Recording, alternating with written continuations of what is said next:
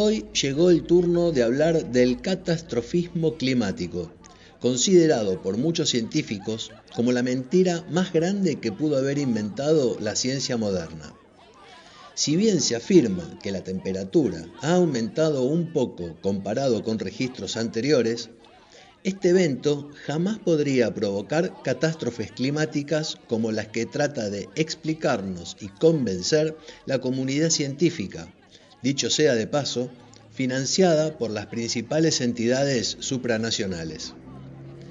¿Cuáles son esas entidades supranacionales que financian a la comunidad científica? Por ejemplo, te tiro una. La Unión Europea ha destinado fondos considerables a la investigación climática a través de programas como Horizonte 2020, que financia proyectos de investigación y desarrollo en diversas áreas, incluido el cambio climático. Otra entidad, Naciones Unidas, a través de sus agencias y programas, como el Panel Intergubernamental sobre el Cambio Climático y la Organización Meteorológica Mundial. La ONU ha proporcionado apoyo financiero y coordinación para la investigación climática. Otra, el Banco Mundial, que ha financiado investigaciones sobre el cambio climático y sus impactos en relación con el desarrollo sostenible y la reducción de la pobreza. Algunas ONG, como el Fondo Mundial para la Naturaleza y Greenpeace, han financiado investigaciones climáticas independientes para respaldar la conciencia pública y la defensa ambiental. Fundaciones filantrópicas como la Fundación Bill y Melinda Gates, la Fundación Rockefeller y otras han apoyado investigaciones relacionadas con el cambio climático. Los negadores del cambio climático, también conocidos como escépticos del cambio climático, sostienen posiciones que cuestionan o niegan la existencia del cambio climático causado por la actividad humana o mismo su gravedad. Aunque es importante mencionar que la gran mayoría de los científicos están de acuerdo en que el cambio climático es real y está siendo impulsado en gran medida por las actividades humanas, argumentan que ese aumento del promedio en la temperatura del planeta incluye algunos otros factores que te los voy a enumerar a continuación. Algunos hablan de la variabilidad natural del clima, que significa que el cambio climático vivido actualmente es simplemente una parte natural del ciclo del clima. Otros argumentan datos inadecuados o falsificados, cuestionabilidad con respecto a las encuestas y los registros históricos. También se habla de incertidumbre científica, de influencia natural, como por ejemplo que cambios en la radiación solar u otros fenómenos naturales son la principal causa del cambio climático, y hasta hablan sobre los beneficios que da este fenómeno natural del aumento de las temperaturas. Jorge Chapas, un amigo que me dio esta pasión, guatemalteco, además de ser político liberal e impulsor del proyecto 5 Reformas en América Latina, es ingeniero agrónomo y especialista en bosques y economía ambientalista. Se ofreció a darnos su punto de vista, lo cual será de gran utilidad para los que aún seguimos dudando sobre este tema tan dramático como el alarmismo o catastrofismo climático. Espero que les guste la charla.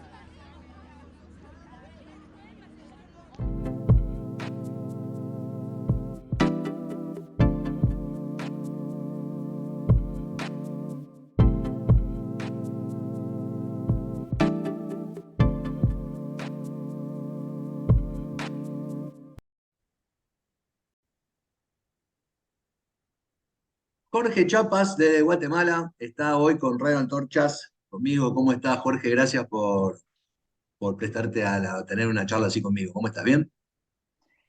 Todo bien, gracias Fabián. Es un honor, como siempre, compartir contigo y con la audiencia de Radio Antorchas. Un gusto. Bueno, es igualmente. Vamos a hablar sobre si hay o no calentamiento global, si hay un catastrofismo climático, más allá de que pueda haber o no un supuesto aumento de la temperatura ambiental, la temperatura de la Tierra. Eh, algunos científicos, la comunidad científica, creo yo, una más independiente, consideran el calentamiento global la mayor mentira de la historia de la ciencia. ¿Está bien o no? Sí, bueno, la verdad es de que sí ha existido una manipulación bastante eh, tosca, ¿no? Agresiva en relación a los datos que reflejan el sistema climático mundial. Y de hecho, bueno, pues hubo un escándalo, el escándalo del clima, el Climate Gate, se le llamó en el año 2008, cuando imagínate que se encuentran más de 1.000 correos electrónicos que habían sido cruzados entre algunos científicos de la unidad del clima de la Universidad de East Anglia en Inglaterra y otras agencias que están, digamos, en la órbita de lo que se ha dado por llamar el Panel Intergubernamental de Cambio Climático. Y en esos correos electrónicos, pues se filtraba información sobre cómo manipular ciertos gráficos que luego darían pie a, digamos, al impulso del catastrofismo climático, que eso ha sido. No es, bueno, ha existido catastrofismo ambiental, digamos, que el término climático podríamos extenderlo a muchas otras supuestas catástrofes que se ciernen sobre el planeta, pero bueno, todas han sido fallidas, Fabián. Así que el clima ha sido de las últimas banderas, digamos, de las últimas supuestas catástrofes. No obstante, si me apresuras, pues yo te puedo confirmar desde el ámbito científico que sí hay un calentamiento global, ¿no? O sea, el calentamiento global es un hecho científico real, comprobado por científicos independientes, pero no es significativo, no tiene sus causas en la actividad humana, al menos sus causas principales no residen en la actividad humana, y es más, tiene otra característica fundamental, no es una crisis, o sea, no es algo que sea realmente una crisis, sino más bien es no sé, constituye una serie de beneficios el calentamiento global. Así que bueno, solo Ah, por dar alguna introducción al también, tema, ¿no? no solo que tendríamos que descartar el concepto de alarma, ¿no? O de posible catástrofe, sino que hasta podemos llegar a aprovechar y conseguir unos beneficios en base a ese calentamiento global. Igual te quiero decir que el sentido de dar miedo a la sociedad en el mundo fue toda la vida. Quien tiene memoria, en los 80 se hablaba de que no íbamos a llegar con vida dentro de 40 años. Y los 40 años han pasado y acá estamos nosotros dos, uno en Guatemala, otro en Argentina, hablando por Zoom. No más Total, bien. total, total, sí, como te digo, uno de los científicos que se ha dado a la tarea de hacer un registro de eh, cuántas, eh, cuántos pronósticos catastrofistas se han lanzado, al menos desde la década de los 50 y 60, diría yo, Fabián, que es donde se descubre, por así decirlo, el tema ambiental y los problemas ambientales como una bandera capaz de movilizar una agenda política, porque, bueno, la verdad es que detrás de este tema aparentemente científico, en realidad hay una agenda política muy clara, muy evidente, y prácticamente desde los años 50 o 60 se ha constituido el tema ambiental como una estrategia, como un arma para movilizar justamente los miedos, el temor, la culpa, la desesperanza y hacer que la población, que los ciudadanos, que la gente en general advierta en el Estado, principalmente, el Salvador, ¿no? Y entonces, bueno, el Estado se erige como el superhéroe que tiene que ir a salvar a los ciudadanos de las de los apocalipsis estos ambientales que nos han Sí, sí, vendido, ¿no? sí. Es increíble, Y esto, somos todos los privados, todos los ciudadanos somos todos gente mala y el Estado es el salvador, ¿eh? sí, sí, sí, ciertamente. Yo invito a buscar a Tony Heller. Tony Heller es un eh, científico, periodista en Estados Unidos que ha registrado más de 50 o 60 pronósticos fallidos, pronósticos apocalípticos fallidos, y los ha registrado, bueno, pues, o sea, tiene una gran cantidad de registros periodísticos históricos donde pues hay ministros importantísimos de los países más importantes de Occidente que te dicen, bueno, al planeta le quedan 500 días, ¿no? Cosas como absurdos como ese, ¿no? Sí, sí, sí, Y por sí. supuesto pasan los 500 días, los 1000 días, los 3000 días y aquí estamos contigo en Zoom. Y o ese famoso reloj, ¿no? Que está en Ah, 12 menos 3, 12 menos 4, ¿no? El tema sí. que no llegue a las 12. Este, yo te puedo contar algunas anécdotas que las veo, bueno, acá en Buenos Aires, ¿no? Mi madre pobre, jubilada, 86 años, vive mirando televisión, Ujú. le meten miedo de todos lados y ahora están hablando de calentamiento global, de la alarma ambiental y todas esas cuestiones.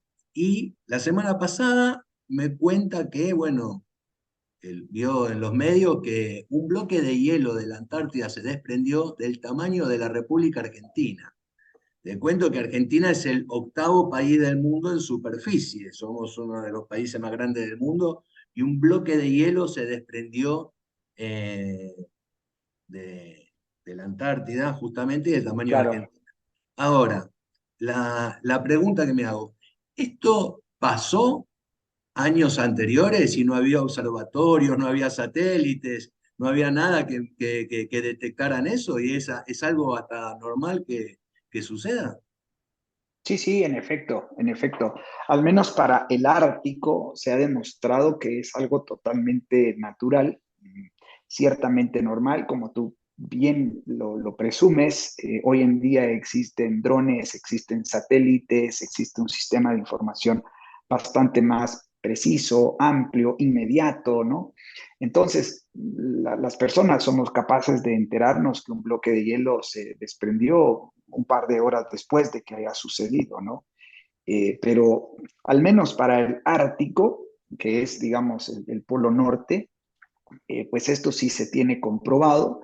De hecho desde el enfoque del realismo climático, que es el ámbito que corresponde al paradigma un tanto más amplio del ambientalismo de propiedad privada, que es el paradigma que ha promovido un servidor, hemos encontrado noticias fidedignas de científicos honestos, independientes, que han registrado incluso, fíjate, Fabián, un crecimiento de la zona, digamos, de la masa polar en el Ártico. O sea, no solo, no, eventualmente no hay desprendimientos significativos, o sea, son desprendimientos, pero no son desprendimientos significativos, es pues prácticamente un proceso relativamente normal, eh, que en el Ártico incluso no solo,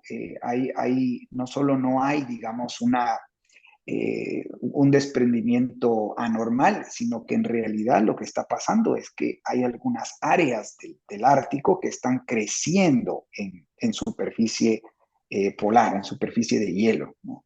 Y bueno, esto también se mide con satélites y se mide con tecnología, pero es data, información que eventualmente los medios de comunicación convencionales no nos hacen saber, ¿sí? O bueno, ya sabes, ¿no? Aquí hay un problema también con la prensa sensacionalista que fogonea estos temas y que Ujú. sirve de plataformas para estas agendas políticas, ¿no?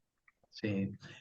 Jorge, háblame un poquito sobre el calentamiento global que existe, que no es Ujú. significativo, qué consecuencias trae, que no serán las catástrofes y los cataclismos que pronostican, pero bueno, ¿cómo se está moviendo el planeta? Claro. Bueno, mira, desde el punto de vista científico es claro que el planeta, pues, a ver, desde quizás colocar un poco también la perspectiva, digamos, bíblica, teológica aquí, ¿no? Pero el planeta se ubica a una distancia exacta, digamos, del Sol, como para no sobrecalentarse exageradamente al punto de que no pueda existir vida, y no está tan lejos tampoco como para que no pueda llegarle calor, ¿sí? Esa posición del planeta con respecto al Sol, pues es una posición que podríamos calificar de providencial, ¿no? Y bueno, ahí le puedes meter algunos elementos de índole bíblico, teológico y encontrar respuestas, pero en términos científicos, pues esto permite que de alguna manera el planeta experimente cierto calentamiento en buena parte de su superficie, especialmente los trópicos, y enfriamientos en los dos polos, en el Ártico, que es el polo norte, y en la Antártida, que es el polo sur. La composición de la atmósfera del planeta Tierra, pues tiene una cantidad de gases, innumerables gases, pero el gas más importante dentro de la atmósfera del planeta es vapor de agua, ¿sí? El vapor de agua ocupa el 98% de los gases que existen en la atmósfera del planeta. Y dicho sea de paso, la atmósfera se divide en 6 grandes capas, digamos, ¿no? Entonces esto también es importante porque cuando uno habla de la atmósfera, no necesariamente estás hablando de la capa más cercana a la superficie terrestre, ni tampoco estás hablando necesariamente de la capa más lejana de la superficie terrestre. Estás hablando de toda el área, de todo el espacio que ocupa pues el planeta, ¿no? Dicho esto, dentro de la atmósfera ocurre un fenómeno, nuevamente de estos fenómenos providenciales, ¿no? En el que los rayos del sol que penetran la capa de la atmósfera o la atmósfera en general, se reflejan con la superficie terrestre e intentan salir de la atmósfera. Pero los gases que hay dentro de la atmósfera que no constituyen necesariamente el vapor de agua, retienen este calor. El calor que penetra del sol ingresa a la atmósfera e intenta reflejarse hacia afuera, pero estos gases dentro de los que se encuentra el argón, el dióxido de carbono, el metano, ¿sí? Son gases que se encuentran allí. Estos gases de alguna manera retienen el calor del sol y crean un efecto de infracción, o sea, un efecto en el que rebotan los gases y eso genera lo que se ha dado por llamar científicamente el efecto invernadero. ¿Sí? Es como entrar justamente a un invernadero donde tú cuando entras encuentras que hay primero una mayor temperatura y una mayor humedad. Bueno, ¿Eso no para de básicamente eso avanzar? sucede. ¿Eso no para de Eso avanzar? es energía, es constante, ¿sí?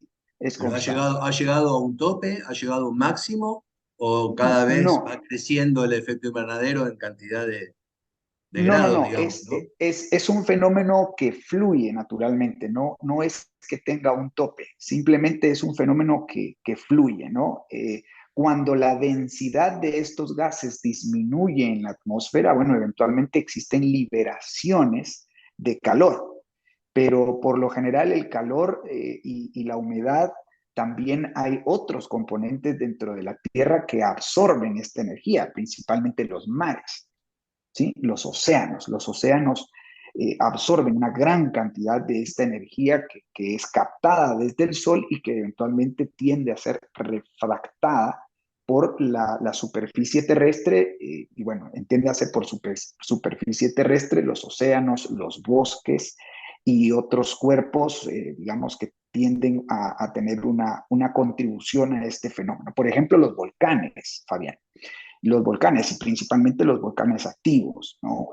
Los volcanes activos lanzan una gran cantidad de gases que tienden a aumentar o a disminuir la concentración de estos gases que retienen el calor en la atmósfera.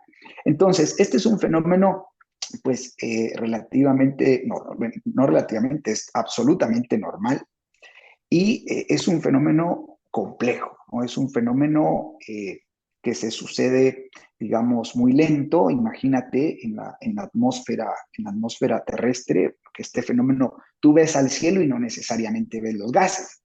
No ves el argón, no ves el dióxido de carbono, no ves eh, gases que tienen como componente el nitrógeno.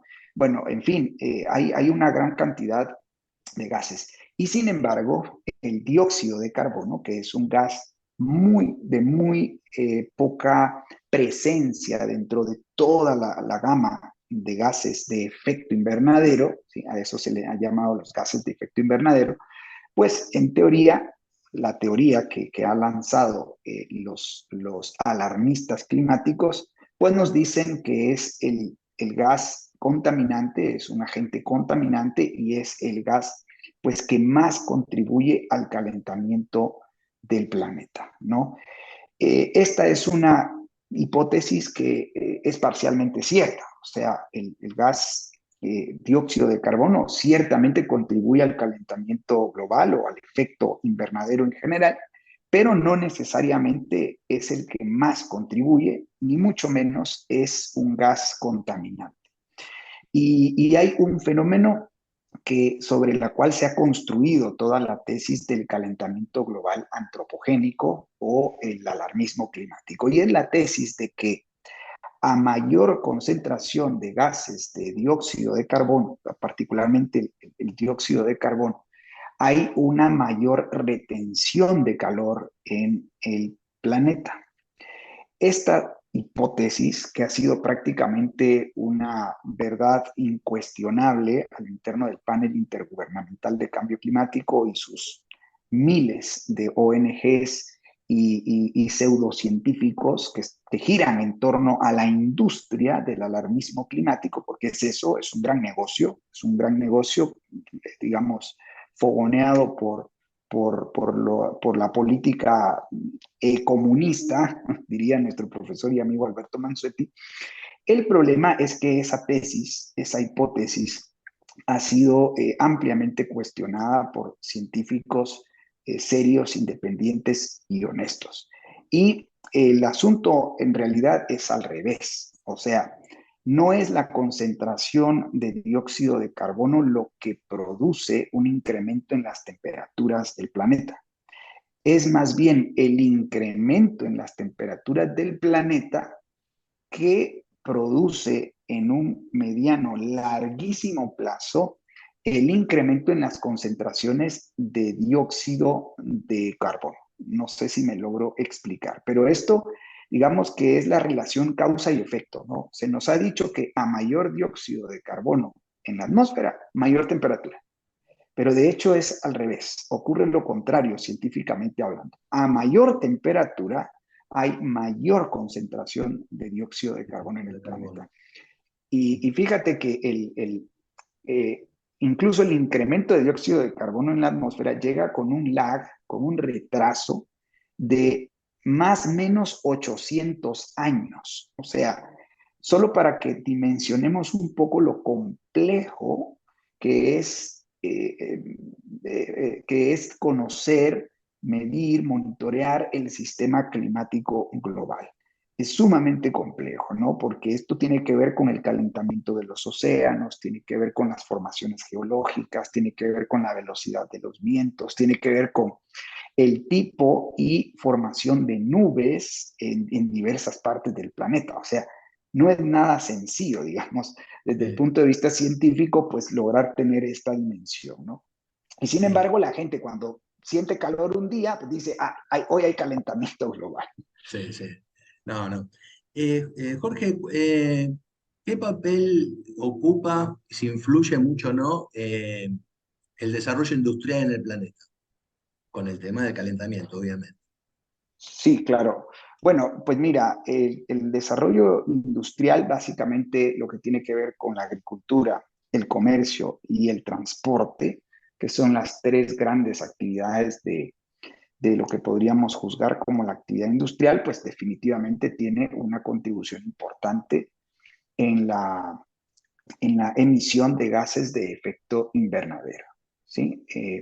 Hay una contribución de más menos de 30 a 35 gigatoneladas de dióxido de carbono, toneladas equivalentes, se le llama, de dióxido de carbono al año por parte de la actividad humana. O sea, esto, bueno, claro, si tú lo comparas con las 90, 95, no, 100, 120, 125 que emiten los océanos, gigatoneladas equivalentes de dióxido de carbono, o las más o menos 90 gigatoneladas equivalentes de dióxido de carbono que intercambian continuamente o al año la cobertura vegetal, entre ellos el bosque, cobertura vegetal en general, pues bueno, tú podrías decir es una contribución menor, digamos, a las contribuciones naturales que hay, ¿no? Eh, Así que la verdad es de que los seres humanos y la actividad industrial basada en combustibles fósiles, que son tres: gas natural, carbón y petróleo, pues sí tiene una contribución que es inminente, ¿no? O sea, es una contribución relativamente importante. Así que desde ese punto de vista, uno podría pensar que sí, los seres humanos contribuimos al calentamiento global, que, como digo, existe, pero que no es significativo, no es catastrófico y tampoco es necesariamente una crisis, ¿no? Eh, pero bueno, sí, el calentamiento ha rondado en los últimos 40 años 0,7 grados centígrados. Ese es el promedio, digamos, Promedio. de incremento de la temperatura en los últimos 40 años. Jorge, perdón, voy a buscarle el lado político a todo esto. La comunidad científica que expone constantemente el tema del alarmismo climático, generalmente son fundaciones financiadas por entidades, vamos a decir, supranacionales, como Naciones Unidas o distintas Sí, entidades que van más allá de un país, ¿sí? Y, y el objetivo que quieren cometer estos gobiernos, ¿no? Es un poco el control social, ¿no? Es controlar, restringir, regular cierta actividad sí, cierta actividad no. ¿Cuánto hay de cierto en eso? O si es la papa, como dicen acá en Argentina, el quid de la cuestión, ¿no? Que lo que están buscando con todo esto del catastrofismo climático es el control social de la población. sí, yo suscribo plenamente esa visión. Yo creo que más allá de los aspectos meramente científicos que pueda uno entender y escudriñar y cuestionar incluso, ¿no? Del tema del cambio climático antropogénico, realmente y en el fondo efectivamente constituye una agenda política para el control social, ¿no? Definitivamente. Y no sé si el control social sigue siendo un medio para lograr tener mayor poder, ¿sí? Que eso es lo que al final creo que se busca: mayor poder, mayores fortunas, ¿no? No solamente gobiernos nacionales financian a estas ONGs y agencias supranacionales, sino también lo hacen grandes corporaciones y filántropos que de alguna manera eh, pues buscan una tajada en el pastel, ¿no? Pues en el pastel, que significa poder, que significa mayores fortunas, ¿no? Así pues tú ves que muchas corporaciones gigantescas en Occidente pues abrazan toda esta doctrina y suscriben lo que le sigue, digamos, a la doctrina del cambio climático antropogénico, que es, pues digamos, la agenda podríamos sintetizarlo en la Agenda 2030, ¿no? Y pues hay un objetivo de desarrollo sostenible que tiene que ver con el tema del cambio climático, pero a la vez concretamente le sigue toda la doctrina de la responsabilidad social corporativa, ¿sí? Y hoy por hoy, muy concretamente, en un estándar internacional que se supone todas las empresas deben cumplir en materia ambiental, social y de gobernanza, el ESG, le llaman en inglés, ¿no? Que esto es lo que las nuevas, las corporaciones están adoptando de manera pues, relativamente novedosa, aunque el tema pues viene desde 1992 en la Cumbre de Río, donde emerge el concepto de desarrollo sostenible y esta triada famosa de que la empresa tiene que ser económicamente rentable, socialmente viable y ecológicamente sostenible, ¿no?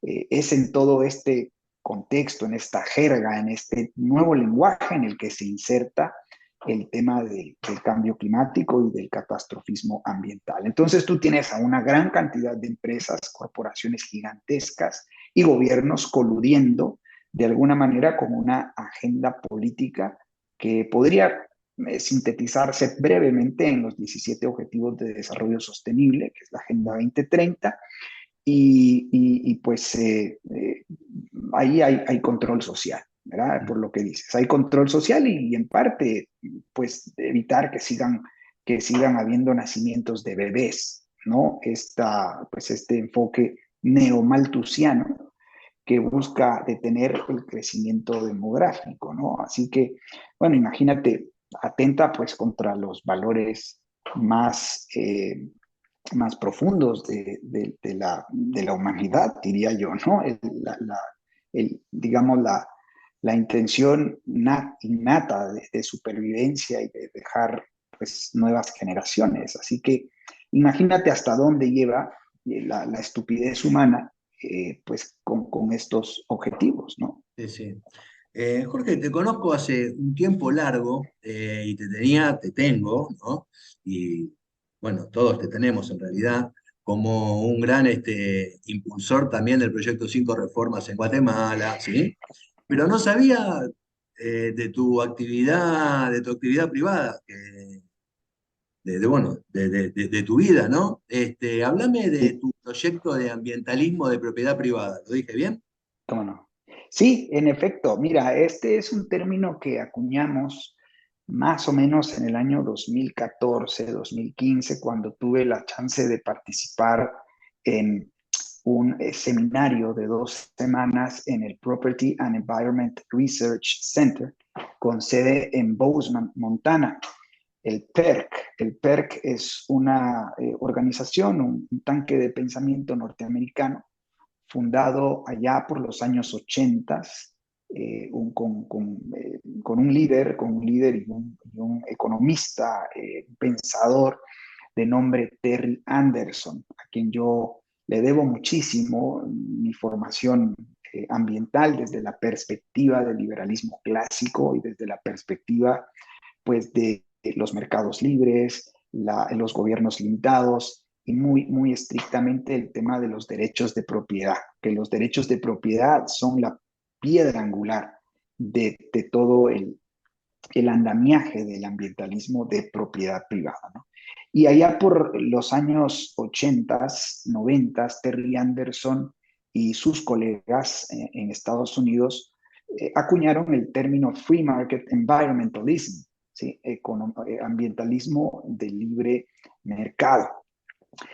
Y nosotros pues aprendimos de este paradigma, de este enfoque, pero lo intentamos adaptar a las condiciones muy particulares de América Latina.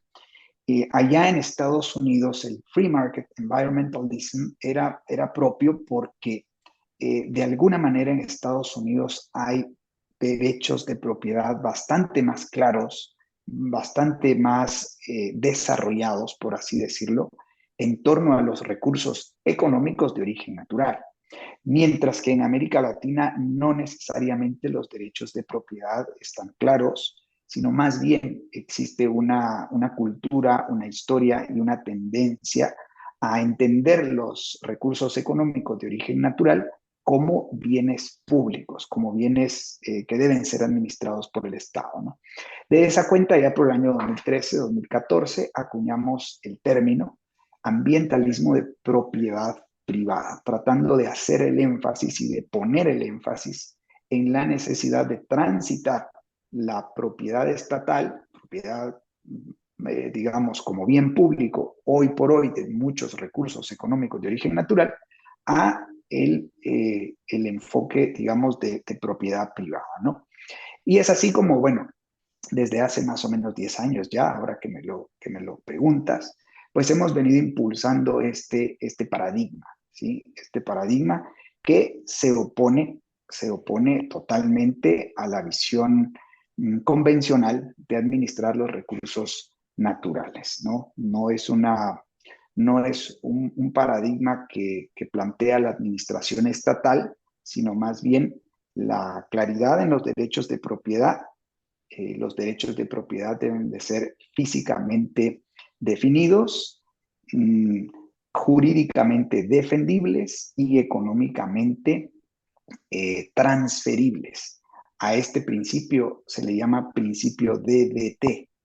En la medida en la que un recurso económico de origen natural cumpla con el principio DDT, en esa medida y complementando con gobiernos limitados y mercados realmente libres, sin privilegios, entonces podrán existir mejores estrategias de aprovechamiento racional, de conservación, mejoramiento y protección de los recursos naturales, ¿no? Entiéndase bosques, agua, subsuelo, campos agrícolas, energía, sí, claro, agua en general, aguas, cuerpos de agua, ¿no? Ríos, lagos, mares, esteros, agua superficial, agua subsuperficial, etcétera, ¿no? Entonces, pero el tema de la propiedad privada es la piedra angular, ¿verdad? Y bueno, desde hace 10 años venimos impulsando este enfoque y tenemos, pues, de hecho, hasta un curso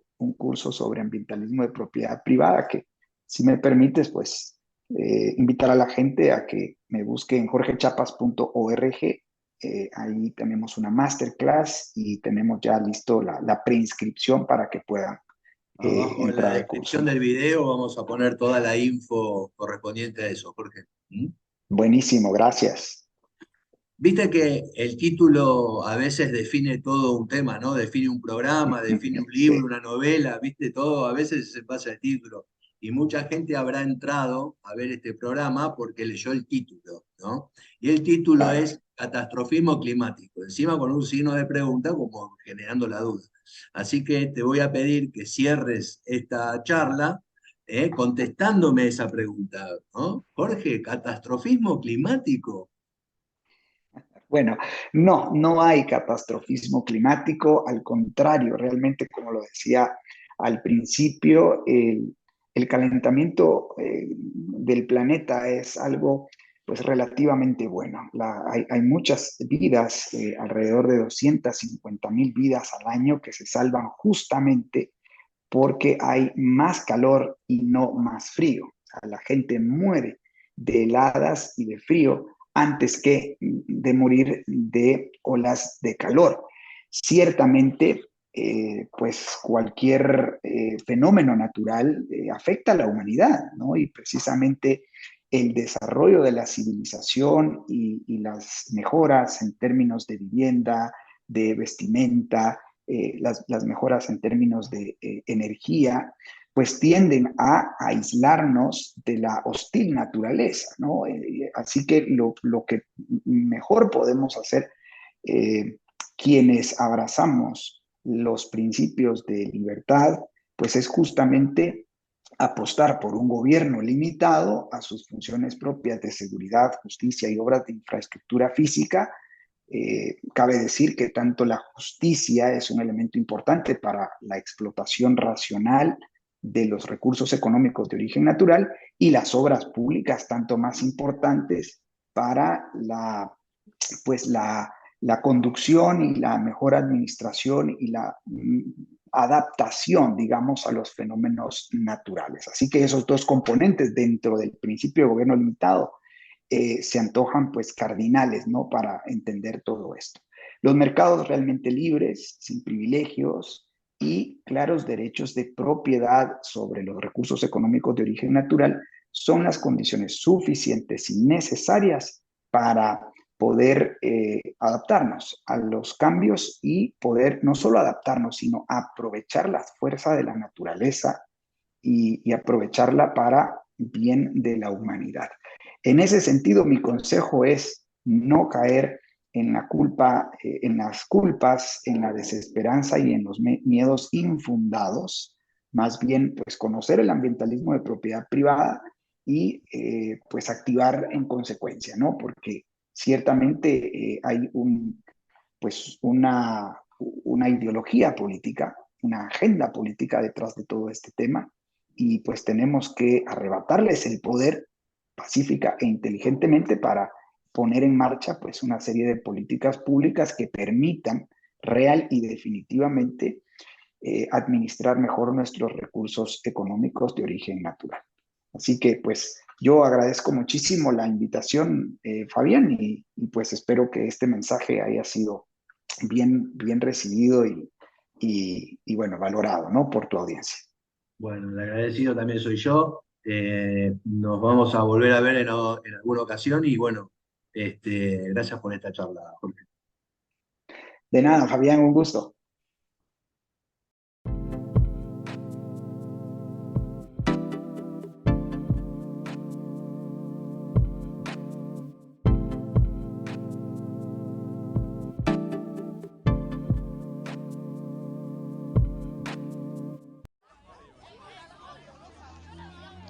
¿Qué te pareció este programa y la entrevista con Jorge Chapas?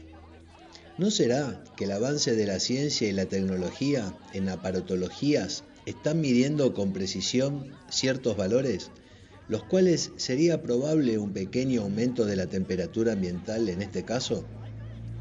¿Y no te parece que los estados y los poderes que rodean a los estados quieren aprovechar estas variables, transformarlas en forma de alarmas para amedrentar y llenar de temor a la población mundial? ¿O acaso no sucedió lo mismo con el COVID-19 y la pandemia? Y siempre, mirá vos, qué casualidad, los estados tienen la solución a todos los males de este mundo y siempre son restricciones, regulaciones, prohibiciones y un control cada vez más minucioso sobre los ciudadanos. En fin, ni a Carlos Marx se le hubiera ocurrido algo tan genial, ¿no? Si te gustó este video, dale like y suscríbete a mi canal de YouTube activando la campanita para recibir notificaciones de futuros programas. Y cualquier otro tema que quiera que investiguemos, proponelo también en la caja de comentarios de este video. Hombres y mujeres libres, es un verdadero placer hacer este programa y sembremos entre todos las semillas de las ideas libertarias. Pasen una buena semana. Cuídense y viva la libertad.